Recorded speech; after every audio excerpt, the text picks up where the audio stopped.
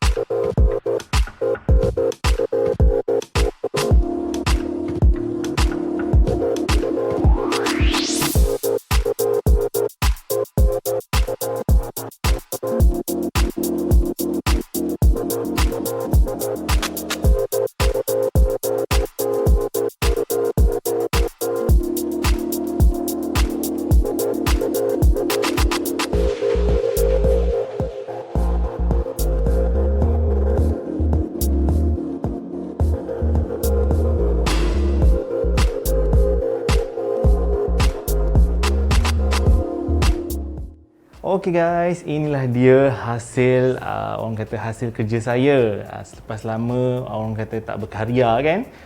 Sebab banyak sangat SOP-SOP-nya, banyak sangat kita punya PKP-PKP-nya. Jadi inilah finale look daripada saya untuk tan, betul-betul tan skin. So suka ke tidak? Kalau suka, jangan lupa like, share, komen dan subscribe. Subscribe tu penting, bantulah saya. Okay?